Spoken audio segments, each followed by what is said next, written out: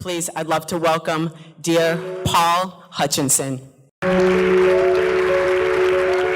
will you give it up for my buddy Paul here, who goes into these places? Give it up for Paul. So bring Mr. Paul Hutchinson on the stage. You know, you use things to motivate yourself to do the right thing long enough for you to realize the right reason to be doing it. And the right reason is not things, it's making a difference.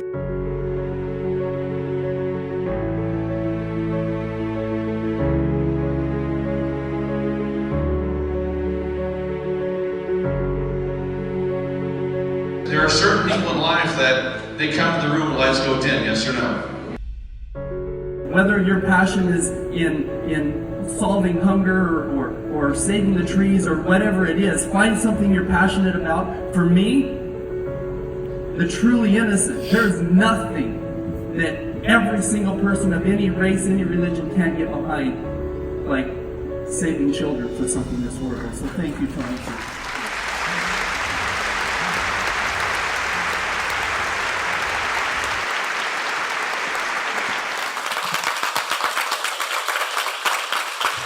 Thank you.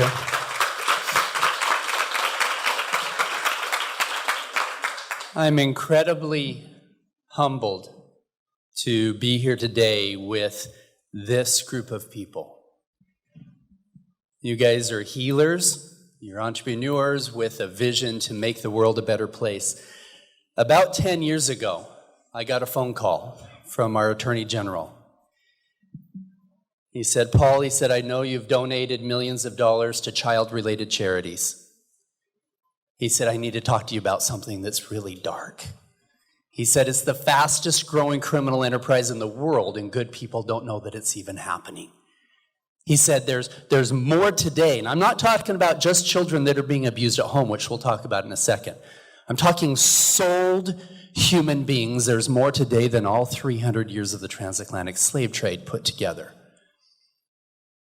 He said there's a Homeland Security agent who's in Cartagena, Colombia. He found 20 children that are being sold for sex. He said he needs $50,000 to rescue those children. The government wouldn't give him the money to do it. This story that I'm telling you right now is coming out July 4th. The Sound of Freedom movie, Jim Caviezel, he played Jesus, Passion of the Christ, Count of Monte Cristo. He plays the part of the Homeland Security agent. The actor who plays me is the producer of the film, Eduardo Verostegui. And it wasn't funding that mission that changed my life. What changed my life is a week after I wrote that check, he called me and he said, Paul, there's not just 20 children here, there's more than 50 in Cartagena and more than 100 children in the surrounding areas. He said, we could rescue all 100 children at the same time, at the same day. He said, but I need your help on a big scale. And I said, well, how much do you need? He said, I need you. Can you be in Colombia in 2 days? 2 days later, I'm face to face with the most evil people I could ever imagine. I'm like, this is really happening. We negotiated this deal that ended up being the largest child rescue mission in one day in history, 127 children.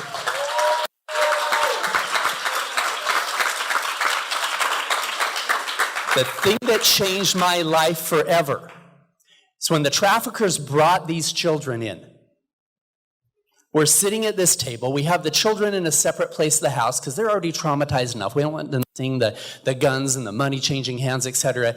And one of the traffickers gets up and he said, Pablo, I have to show you the gifts that I brought you. And he went in the house where the children were. And we could hear crying from multiple children. About 10 minutes later, he comes out with 4 virgins, scared to death. There's this little 11-year-old boy. They gave him cocaine that morning because he was so scared it was going to hurt. What kind of fucked up monster thinks that that's attractive? Every cell in my body wanted to just hug these kids and say, you're going to be fine, you're going to see your parents again. I couldn't say that. They bring out this little 11-year-old girl. I'm sitting on a chair. This little girl standing up is not much taller than I was sitting down.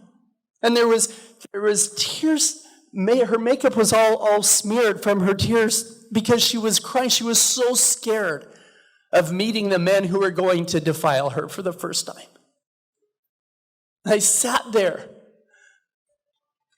And I said, "Como se llama? What's your name?" She couldn't remember her name. I'm sure it's because her real name wasn't Princess. She was trying to figure out what she was supposed to say. And as I looked in her eyes, and she was scared to death, she looked at me like I was this predator. And I made a commitment to myself, to that little girl, and to God, that I would do everything in my power to eradicate that. Eradicate it from the face of there was nothing more evil that I could possibly imagine. Nothing. At the end of that mission, I'm talking to the Attorney General. I'm like, holy crap, I've spent my whole life making rich people richer. I want to make a difference. I want to write a check. What do you need? And he said, Paul, you have some special skills that a lot of people don't have. He said, but the key is I can't teach my Navy SEALs how to wear a $4,000 suit and a $50,000 watch and negotiate a multi-million-dollar deal. He said, that's what these traffickers are looking for, the Jeffrey Epsteins of the world. He said, and I don't know of any ultra-successful business owners who had the training that you've had. If you're willing to be the bait, I'll change your whole life.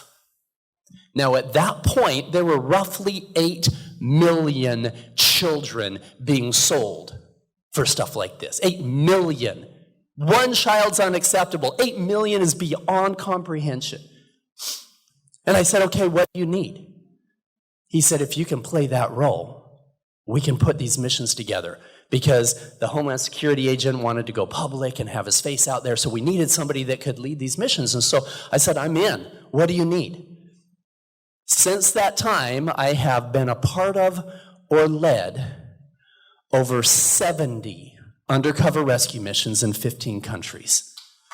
And through our foundation, we started the Child Liberation Foundation.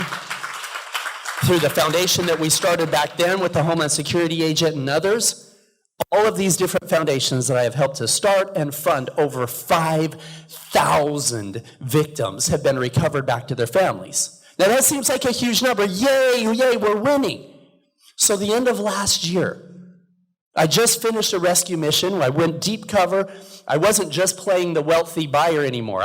For the last 8 years, I've gone deep cover. 2 a.m. in downtown Port-au-Prince, Haiti, or Mexico City, making friends with these most evil people you can imagine to find out where the kids were being held. Now, I have a book coming out in the next couple months called Are You Listening? Not Are You Listening, but Are You Listening? Every single rescue mission, when we found those children, we weren't following logic and protocol. There's a higher power very interested in us finding those kids. I don't care if you think that God's a man or a woman or a mountain or a cloud. God is not interested in an 8-year-old being sold for that kind of thing. And so it was easy for me to have unwavering conviction, unwavering faith that we would be led, that we would find those kids, that we would be safe. And at the end of last year, I looked at the numbers, and there wasn't 8 million children being sold. There was over 10 million children being sold. So if my goal was to eradicate child trafficking, I wasn't doing a very good job. Because every single time we pulled 20 children out of hell, yes, we're making a powerful impact in the lives of those children. But every single time we pulled them out, because not enough was being done to solve the demand side, we created a vacuum. And another 20, 25, or 30 more children were being sucked into the deepest recesses of hell. So I took a step back and I thought, I've got a lifetime goal here. How do I fix this problem? This is something everybody can get behind. How do I fix this problem? I thought, where is it coming from? And for a while, I thought that the demand side was coming from hardcore pornography addiction, where when somebody takes a woman from a divine feminine to an object, they go down this dark road, and maybe they start looking at rape videos, or younger and younger. Pretty soon they're fantasizing about something they wouldn't have even thought was attractive 5 years ago. But then I realized that even that is a symptom of a deeper problem. Here's the deeper problem. In this room, in this country, in this world, over 25%, 1 out of every 4 women in this room have been a victim of sexual violence as a child. As a child. 40% have been a victim at some point, but a quarter of all women as a child. Now, with men, it's a smaller number. About 20%, 1 out of every 5 men have been a victim at some time in their life. But even that, 25% of them, it happened under the age of 10 years old. That's roughly 200 million men in this world who were raped as a child under 10 years old, most of it in their own home. One of the most dangerous places for a child is in their own home. Now, what's happening here? It's generational abuse. Okay? So many of them, God bless them, they go to a plant medicine journey, they get some healing work that's done, and they're able to be a good husband and a good father and a good mother, and they're able to get rid of that trauma. But unfortunately, there's a lot of them that hold it inside, and they live their lives with this low self-esteem, and they're judging themselves. They're taking what somebody else did to them, defining themselves as a person that's not worthy, as a person that's not full of love and light. They don't realize that literally every single cell of their body is new after a couple years. They're holding on to it emotionally. And so I took a step back and I thought, okay, what if we could help those people heal? People ask me all the time. They say, Paul, how can you go face to face with somebody selling an 8-year-old child and not have them see the anger in your eyes? And my answer surprises them. It's because I love them. Oh, you can't love them. They're selling an 8-year-old. But I love that 8-year-old and the innocence of that child more. But I will tell you this. I realize that if I'm ever judging another human being, whether it's for cutting me off on the freeway, whether it's for selling me a child, if I'm ever judging another human being, there's a 100% chance that I don't have all the facts. I don't know if that guy cutting me off on the freeway, if his daughter's in the hospital, he might just be an asshole. I don't know. But I don't know. That guy selling me a child, I don't know if he was raped as a child. He probably was. And there was probably 1,000 bad things that happened to him and 1,000 bad decisions that got him to the point where he thought that it was okay to sell me a child. Now again, I will do everything in my power to ensure he never hurts innocence again, but I can't judge him. In fact, every time when I was in that situation with these traffickers, I thought, oh, I wish that I had the ability to turn back the clock. 5 years, 10 years, whatever it is, before he ever passed that trauma on to somebody else. If I could catch him there, I could have saved those kids before they were ever traumatized in the first place. So that brings us to this right here. I've realized that my mission is not rescuing a 10-year-old from the clutches of a trafficker in Honduras. My mission is to rescue the 10-year-old inside of every man and woman who dealt with trauma as a child.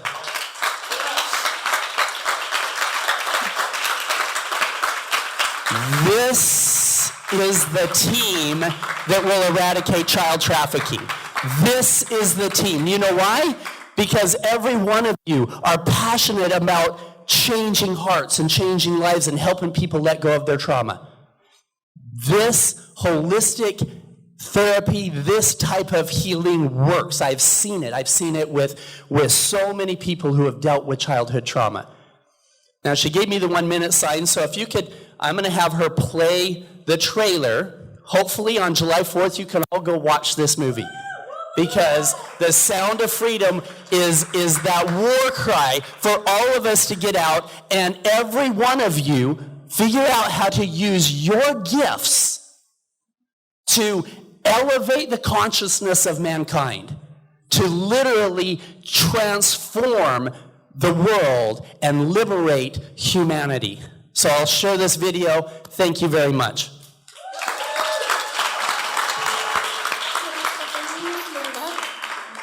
Quizá puedas ayudarme a encontrar a mi hermana.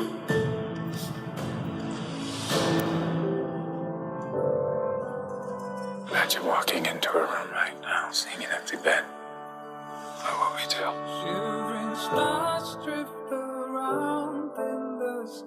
We're Homeland Security. You know we can't go off rescuing kids in Colombia. This job tears you to pieces. This is my one chance to put those pieces back together. We're talking about extracting an 11-year-old girl from an army of rebels. Not just her. I'm talking about rescuing hundreds of kids. She could be a block down the road, or she could be in Moscow, Bangkok, LA. Over 2 million children a year are being sucked into the deepest recesses of hell. If we do nothing, someday it's gonna reach the likes of you.